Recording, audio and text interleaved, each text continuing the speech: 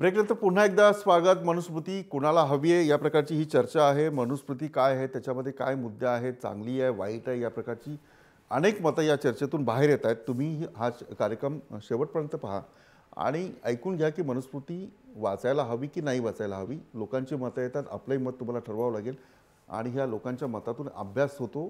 तुम्हाला जर योग्य वाटेल तर आपलं मत ट्विटरवर तुम्ही देऊ शकता.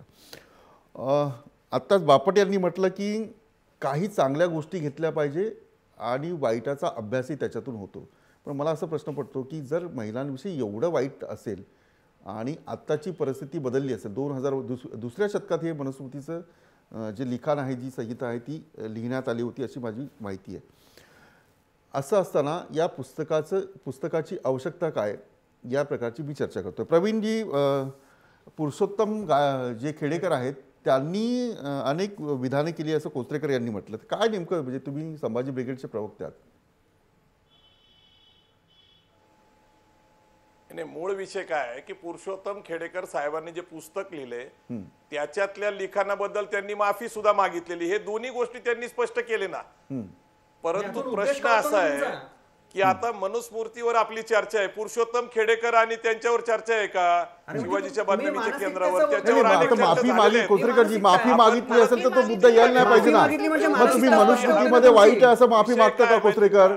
चला, मनुस्मृतीमध्ये महिलांविषयी जे लिखाण आहे त्याच्याबद्दल तुम्ही माफी मागता का? सांगा.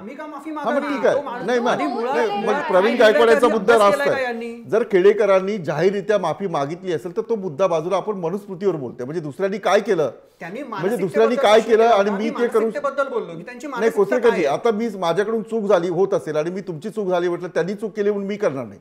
म्हणजे माझी चूक असेल ती मान्य केली असेल, तुम्हाला ती पटवतो समर्थन करा. मग तो मुद्दा बाजूला. मी जितेंद्र आव्हाड या चर्चेत आहे. आव्हाडजी, या चर्चेमध्ये असं येत आहे की मनुस्मृती ही विक्रीला जर दिली तर त्याच्यात काय वाईट आहे काय चांगलं आहे हे लोकांना कळेल आणि जे कालबाह्य आहे ते समाज स्वीकारणार नाही. त्यामुळे या विक्रीला बंदी आणू नये किंवा त्या पुस्तकावर बंदी आणू नये अशा प्रकारचं मत व्यक्त होत आहे. तरी सुद्धा तुम्ही ठाम आहात? मी ठाम आहे. अरे, माझ्या आईची बदनामी होत असताना जर मी हे पुस्तक वाचायला देणार असेल आणि घरामधल्या आयांना बदनाम करणार असेल तर मला वाटतं या समाजाची मानसिकता बिघडली आहे. असं आहे की मला वाईट वाटतंय त्या शूद्र म्हणून नाही, मला वाईट वाटतंय बाबासाहेब आंबेडकरांना शाळेत बसू दिलं नाही म्हणून नाही, मला वाईट वाटतंय महात्मा फुलेंना जातीयवादाचा त्रास झाला म्हणून नाही. ह्या काळातल्या आईला सुद्धा, स्त्री म्हणून नाही, ह्या काळातल्या आईला सुद्धा ती भोगवस्तू आहे असं जर पुस्तकांमध्ये लिहून येणार असेल आणि त्याचं समर्थन इथले काही म्हणजे आता त्यांच्याबद्दल शब्दच नाही माझ्याकडे. नाही, संसदीय शब्द वापरा आणि जर चुकीचं वापरलं तर मी तुमच्या विरोधात राहिलो. आव्हाड साहेब, संसदीय चर्चा संसदीय आहे. तुम्हाला जो धिंगाणा घालायचा आहे, जो गोंधळ घालायचा, आपलं मत व्यक्त करायचं ते तुम्ही बाहेर करा. इथे बरोबर कोण आहे आणि माझ्या विरोधात कोण आहे याचा विचार न विचार करता लढणारा जितेंद्र आव्हाड आहे. ठीक आहे. आव्हाड साहेब, एक मिनिट फोन कट करू नका. आसावरी बापट जितेंद्र आव्हाडांची भावना किंवा त्यांनी जे व्यक्त केली की महिलांविषयी, माझ्या आईविषयी जर अशा प्रकारचं वक्तव्य असेल तर त्याला मी विरोध करेन. तुम्ही एक महिला म्हणून आता आव्हाडांचं मत ऐकल्यानंतर काय मत तुमचं आहे? निर्विवाद मलाही ते जे श्लोक येतात त्याचा संतापच येतो. पण ह्याचा अर्थ असा नाही की ते आपण तेवढंच धरून बसायचंय. त्यातलं चांगलं घेण्याचा मोठेपणा का आव्हाड दाखवत नाहीत हे मला कळत नाहीये. आणि मी मगाशी एक उदाहरण दिलं की स्त्रीला घटस्फोटाचाही अधिकार त्याच म्हणून दिलेला आहे. ह्या गोष्टीकडे ते का दुर्लक्ष करतात? त्या परिस्थितीमध्ये, त्या काळामध्ये जे लिहिलं गेलं, जगभरात त्यावेळेला बाकीच्या ठिकाणी स्त्रियांच्या बाबतीत असं याच पद्धतीने जर का लिहिलं गेलं असेल तर तो काळ होता. प्रत्येक काळात काही त्याच आहे, काही ग्राह्य आहे असं म्हणून ते सोडून देता येत नाही का? आपल्याला पुढे जायला पाहिजे. त्याच जुन्या गोष्टींना चिकटून बसून त्याच्यावरनं वाद आणि संघर्ष करायचे आणि नव्याने पुन्हा भांडणं उकरून काढायची ह्याच्यापेक्षा ठीक आहे. बापटजी थांबा, आव्हाड साहेब थांबा. मधू चव्हाण बोलतात, त्यानंतर मी तुमच्याकडे पुन्हा येतो. मधूजी बोला. नाही, मला एवढंच म्हणायचं आहे की मी आव्हाडांच्या एका मताची सहमत आहे की एखादी गोष्ट वाईट आहे तिचा निषेध केला पाहिजे.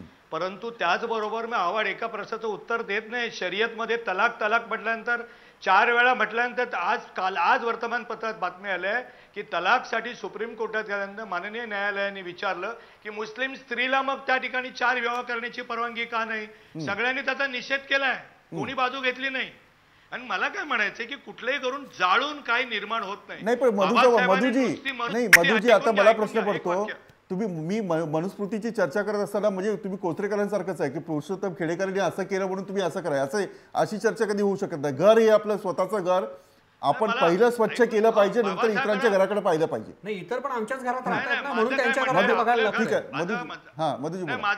माझा ऐका विलासजी, की मनुस्मृती बाबासाहेबांनी जाळली ते नुसती जाळून स्वस्थ बसले नाहीत, तर त्यांच्या अध्यक्षतेखाली जी घटना समिती निर्माण झाली त्यांनी अशा प्रकारच्या वाईट ग्रंथ वगैरे हे पुढची पिढी बर्बाद होणार नाही वर्षानुवर्ष, त्यासाठी चांगलं घटनेच्या माध्यमातून काहीतरी या देशाला देऊन गेले. आपण मनुस्मृतीनुसार जाळूया नको, तर जे जे चांगलं आहे आता त्याच्यामध्ये त्या मनुस्मृतीमध्ये ताई म्हणाल्या तसं मलाही माहित नव्हतं ते, की स्त्रीला पुनर्विवाह करण्याची परवानगी दिलेली आहे विधवा झाल्यानंतर. आता आपल्याकडे एक पद्धत आहे, जर नवीन लग्न झाल्याने दुर्दैवाने पती गेला तर ती आयुष्यभर विधवा राहते, परंतु जर तिचा नवरा गेला तर तिला पत्नी गेली तर तो लगेच पहिल्या वर्षी लग्न करतो. परंतु जर त्या ठिकाणी तिचा नवरा गेला तर तिला पुनर्विवाह करण्याची परवानगी दिली पाहिजे. याचं का आंदोलन होत नाही, का समाज सुधारणा होत नाही, आपण ती करूया. आणि मनुस्मृतीमधल्या भारतीय जनता पक्षाचं मत सांगतो आता शेवटी, की ती जाळली तरी आम्हाला काही फरक पडत नाही, ती लोकांनी वाचली तरी आम्हाला काही फरक पडत नाही, कारण ती कालबाह्य झालेली आहे.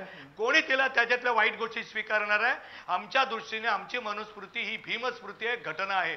आमच्या व्यक्तिगत जीवनात रामायण नाही मग नाही पत्रकार जे सांग नाही मधुजी आवडसाहेब तबा जाळणं नाही, मी बंदीचाही समर्थक नाही आणि बंदी नसावी याचाही समर्थक नाही. अभिव्यक्ती स्वातंत्र्य हे प्रत्येकाचं असलं पाहिजे, पण ते कुणाच्या भावना दुखावून जर होत असेल तर तिथे आक्षेप घेण्यास सरकारने कायदे केलेले आहेत. अनेक पुस्तकांवर बंदी आहेत, असं नाही की फक्त मनुस्मृतीवर बंदी आणली जाते. आवडसाहेब मला हे सांगा की आता मधु चव्हाण म्हणतात की आम्हाला जाळली तरी काही फरक पडत नाही, ते सगळं कालबाह्य झालेलं आहे. लोकांना जर कळत असेल की मनुस्मृतीमध्ये एवढं वाईट आहे तर कदाचित लोकांची मानसिकता बदलेल आणि चांगल्याकडे जाऊ शकते. लोकांना माहिती आहे वाईट आहे, आजपर्यंत त्याची चर्चाही नव्हती, कोणी विचारही करत नव्हतं. आणि त्याच्या माझ्या भगिनी बोलतायत आसावरी बापट, तर त्यांनी मनुस्मृतीमध्ये लिहिलंय की स्त्रियांना गुलामच ठेवायचा, त्यांना काय अधिकारच नाही. आणि जर लग्नच करायचं असेल तर त्या मेलेल्या माणसाच्या भावाशी करायचं. आणि ह्याच्यावरती मी त्यांच्या पैसे लावायला तयार आहे, वाचून दाखवतो. उद्या पुस्तक घेऊन येतो, त्यांनी माझ्या समोर बसावं. मनुस्मृतीचा अनुवाद विष्णू सहस्त्री बापट, म्हणजे पान क्रमांक सकट उद्या बसूया आपण समोर. पुनर्विवाह करायचं असेल तर मेलेल्या म्हणजे जो मृत झालाय त्याच्या भावाशीच करायचं, इतरांशी करायचं नाही. आता आसावरीजी असं लिहिलंय की आणखी काय वेगळं आहे बापटजी, की कोणालाही जातीयवादाचा वास येऊ नये, कारण का मी जे नंतर बोलीन लोक म्हणतील हा शूद्र आहे म्हणून हा इतका तिखट बोलतोय. होय, मला राग आहे. नाही ठीक आहे आवडसाहेब. नाही आसावरीजी तुम्ही म्हणजे तुमच्या अभ्यासाने पुनर्विवाह हे सगळं समोर येत होतं काय? आव्हाड जे म्हणतात ते योग्य आहे की कसं आहे? मी पुन्हा तेच सांगते की आव्हाड खूप व्यक्तिगत पातळीवरती बोलतात. एक स्त्री म्हणून मला देखील ते आक्षेपार्ह श्लोकांचा संतापच येत असतो. एक स्पष्ट करा की नाही आता एक चर्चेतून एकच म्हणजे माझाही तेवढा अभ्यास नाही आहे, आव्हाडांनी ते वाचले तुम्ही वाचले. पुनर्विवाह करायचा असेल तर ते फक्त मृत झालेल्या भावाशीच करायचा की आणखी फक्त असा नाहीये, त्यांनी दोन वेगळे श्लोक लिहिलेले. ठीक आहे, मी जास्त खोलात जात नाही. माझी एक क्युरिओसिटी होती ती मी करण्याचा प्रयत्न केला. म्हणजे जी काही मनुस्मृती लिहिली असेल ती त्या काळातल्या जे प्राबल्य ज्या समाजाचं असतं किंवा आजही सरकार ज्याचं असेल त्याचीच लाठी चालते, हा नियम आहे, हा जगाचा नियम आहे, हा निसर्गाचा नियम आहे. त्यामुळे आव्हाडजी की भाजपला जर पडलं नसेल रुलिंग पार्टीला. एक वाक्य जातात विलासजी, एक वाक्य बोलू दे फक्त. पूर्वी काही आता केरळमध्ये पूर्वी बहुपत्नीत्व जसं होतं तसं बहुपतित्वही होतं. एक स्त्री 4 पती करायची काही समाजामध्ये, पण ते कालबाह्यच होतं ना. त्या काळाची गरज होती असेल त्यावेळेला, युद्धामध्ये माणसं मरत होती असेल वगैरे, आणि म्हणून ते ठिकाणी ते कालबाह्य झालेल्या गोष्टी असतात त्या आता कोणी स्वीकारणार आहे का? त्याच्यामध्ये म्हणूनच चर्चा आहे. म्हणजे आव्हाडांची भूमिका योग्य आहे की अयोग्य आहे? कारण अभिव्यक्ती स्वातंत्र्याचा जे समर्थन आहे ते पत्रकारही करतात. जर आणि एखाद्या पुस्तकावर बंदी आणण्याचा निर्णय सरकार घेतं आणि समाजही घेत असतो, त्यासाठी ही चर्चा होती. मी शेवटची प्रतिक्रिया प्रवीण गायकवाड यांच्याकडून जातो. प्रवीणजी, म्हणजे आसावरी बापट यांचा खुलासा किंवा कोचरेकर यांनी सांगितलेले मुद्दे या सगळ्या याच्यातून त्या काही प्रवृत्ती अशा प्रकारचं वातावरण निर्माण करण्याचा प्रयत्न करत असतात. ते आव्हाड असतील स्वतःच्या पद्धतीने किंवा त्यांची वैचारिक भूमिका घेऊन, किंवा मनुस्मृती ज्यांना पुन्हा उगाळून काढायची किंवा त्याची मानसिकता निर्माण करायची ते असतील. समाज घडत असताना अशा प्रकारचा जर असं पुन्हा समाजापुढे आलं तर त्याचा प्रभाव आता नवीन पिढीला त्याच्यावर पडू शकेल. अरे मला वर जायचं, मी त्यांना बोललो ठीक आहे मधुजी आपण जाऊ शकता. प्रवीणजी बोला. कसं आहे, every action has an equal and opposite reaction. क्रांतीनंतर प्रतिक्रांती ठरलेली असती. बहुजन समाजाने आणि घटनेच्या समर्थकांनी आता जागृत राहायला पाहिजे, कारण मनुस्मृती इथं विक्री सुरू झालेली आहे. त्याच्या वाचण्याने फरक पडणार नाही. मनुस्मृतीचे समर्थक तयार झाले आणि धर्माचं राज्य यायला पाहिजे. रामराज्याची कल्पना असेल किंवा राम मंदिर बांधण्याचा विषय ज्यावेळेस होता त्यावेळेस एक घोषणा अत्यंत स्पष्ट होती की धर्मावर म्हणजे राजसत्तेवर धर्माची सत्ता असली पाहिजे. म्हणजे धर्माची सत्ता म्हटली की ती मनुस्मृतीची सत्ता येते, ह्याचा धोका आपण ओळखला पाहिजे. मनुस्मृतीचं पुनर्वाचन असेल, पुनर्लिखाण असेल, पुनर्वितरण असेल किंवा पुनर्अभ्यास असेल, मनुस्मृती वाचण्याने फरक पडणार नाही. पण तिचे समर्थक तयार झाले आणि तिचा कायदा परत या देशात येऊ शकतो का, तर येण्याची शक्यता मला वाटायला लागलेली आहे. कारण गेल्या 2 वर्षापूर्वी असं वातावरण नव्हतं. या 2 वर्षातल्या एकूण वातावरणाचा अभ्यास केला तर मला वाटतं की मनुस्मृतीच्या समर्थकांची संख्या वाढलेली दिसते. मनुस्मृती म्हणजे तशी मानसिकता असणाऱ्या लोकांची संख्या वाढलेली दिसते तुम्हाला? वाढलेली दिसते ना. चला ठीक आहे. मुळात काय कोसरेकरजी संरक्षण झालं पाहिजे. एक तर आपण लक्षात घेतलं पाहिजे की घटनेला आता धोका निर्माण झाला होता. माग सुद्धा आपल्याला माहिती की घटनेत बदल करण्याचे घटना बदलायचा प्रयत्न झाला होता. घटना रद्द करण्याचा सुद्धा प्रयत्न होऊ शकतो. ठीक आहे माझा वेळ संपतोय. कोसरेकर आपण तेव्हा का नाही विरोध केला तुम्ही? आज शेकड्यांनी बदल केलेत घटनेत. मूळ घटनेमध्ये तर धर्मनिरपेक्ष हा शब्दच नव्हता. हे नंतर इंदिरा गांधींनी 74-76 मध्ये आणलेलं आहे. त्यामुळे घटनेत बदल करायचे की नाही करायचे याच्याबद्दल काही बोलू नका. हा पहिला भाग आहे, लक्षात आला का? आणि दुसरा भाग मला फक्त एवढं सांगायचं वाटतं की भाजपने जरी म्हटलेलं असं किंवा कोणी काही म्हणो, आम्ही मनुस्मृतीतल्या चांगल्या गोष्टींचं समर्थन करणारच आहोत. आणि त्या वाईट गोष्टींचं नाही कोसरेकर, वाईट गोष्टींचा तुम्ही निषेध करता. हे बघा, नाही मला याचं उत्तर पाहिजे. चांगल्या गोष्टीचं आपण सगळेच करू समर्थन. मूळ मनुस्मृती वाचा आणि मग त्याच्यावर बोला. म्हणजे त्याच्यात काही वाईटच नाहीये कोसरेकर. त्याच्यात घुसडल्या गेलेल्या गोष्टींचं आम्ही समर्थन करत नाही. मनुस्मृतीमध्ये सुद्धा काहीतरी घुसडलं गेलंय. चला कोसरेकरजी, एक फक्त सगळ्यांना संदेश कोसरेकरजी मला कार्यक्रम संपवायचा. नाही असावरीजी थांबा. कोत्रेकरजी म्हणजे मनुस्मृतीमध्ये सुद्धा काही गोष्टी घुसडल्यात असं तुमचं म्हणणं आहे, तुमचा अभ्यास आहे. ठीक आहे, चला ठीक आहे. मला फक्त एक शेवटचं सांगायचं या निमित्ताने की केवळ मनुस्मृतीचा अभ्यास नाही तर हिंदूच्या प्रत्येक धर्मग्रंथाचा प्रत्येकाने अभ्यास करावा आणि शेवटची प्रतिक्रिया. आता एवढं सगळी चर्चा केल्यानंतर काय वाटतं की अजूनही म्हणजे आव्हाडांचं आंदोलन सुरू राहणार आहे, त्याला पक्ष पाठिंबा देणार आहे, काय आहे नेमकं? मला असं वाटतं की बापटजी थांबा संपलं का? अतुलजी अगदी थोडक्यात 10 सेकंद मध्ये. नाही मला फक्त 2च गोष्टी बोलायच्या त्या बोलू द्या मला. जे कोचरेकरांनी सांगितलं की घटनेमध्ये बदल झालेले आहेत आणि त्यांनी धर्मनिरपेक्षता नाही असं म्हटलं होतं, त्यांनी आर्टिकल 25 ते 28 आणि 30 आर्टिकल वाचावे. जेव्हा इंदिरा गांधींना भीती वाटली होती 75 ते 76 मध्ये की असं होऊ शकतं, तेव्हा ती घटना दुरुस्ती होऊन धर्मनिरपेक्ष शब्द हा याच्यामध्ये सरनाम्यामध्ये आणण्यात आला. नंबर 1. नंबर 2, घटनेमध्ये जे बदल झालेले आहेत ते घटनेच्या बेसिक स्ट्रक्चरला हात न लावता झालेले आहे. बेसिक स्ट्रक्चर घटनेचं कोणी बदलू शकत नाही. बेसिक स्ट्रक्चर म्हणजे काय तर लोकशाही राहील इथे, धर्मनिरपेक्षता राहील इथे सार्वभौमत्व राहील, इथे फेडरलिझम राहील, हे कोणीही बदलू शकत नाही. बदल झालेले आहे, समाजानुरूप जे बदल झाले आहेत ते संसदेतून झाले आहे. नंबर 3, जेव्हा एनडीएचं सरकार येतं तेव्हा अशा गोष्टी होतात की घटनेमध्ये बदल झाले पाहिजे. आता घटना आपण बदलली पाहिजे याचा जो विचार आता प्रवीण गायकवाडांनी सांगितलं मनुस्मृतीला घेऊन बदल झाले. कोचरेकरजी मला कार्यक्रम ऐका कोचरेकरजी ऐका, दुसऱ्यांचं ऐकायला समजा. एकच मिनिट आता मधु चव्हाण नाही आहेत. कोचरेकर मला कार्यक्रम संपवायचा आहे, मी पुन्हा कधी बोलवेल तुम्हाला. कार्यक्रम कोचरेकरजी ऐका, कोचरेकरजी ऐका, मला एका शेवटचं सांगायचं आहे.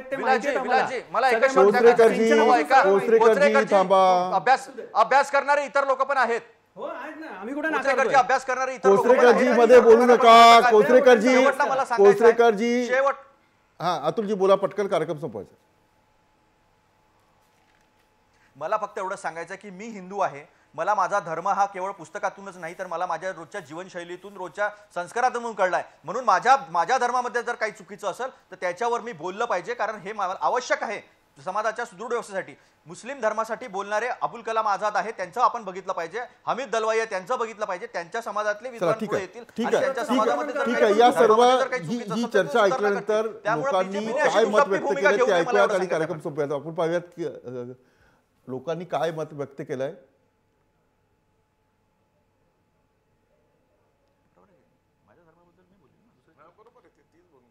कौल महाराष्ट्राचा 68% लोक म्हणतात की विक्री होणं निषेधार्ह आहे आणि 32% लोक म्हणतात की विक्री झाली पाहिजे. अजूनही चर्चा सुरू राहणार आहे. हा काय विषय आता संपणारा नाही आहे, कारण केंद्रातही वेगळे विषय आहेत, महाराष्ट्रातही वेगळे विषय आहेत, युवकांच्या मनात वेगळे विषय आहेत, सत्ताधाऱ्यांच्या मनात वेगळे विषय आहेत, धर्माला मानणाऱ्यांच्या मनात वेगळे विषय आहेत, न मानणाऱ्यांच्या मनात वेगळे विषय आहेत. महाराष्ट्राचं मत काय आहे तुम्ही ऐकलेलं. मी कार्यक्रम इथेच थांबवतो, वेळ संपलेला आहे. आपण पाहता जय महाराष्ट्र, थेट अचूक बिनधास्त.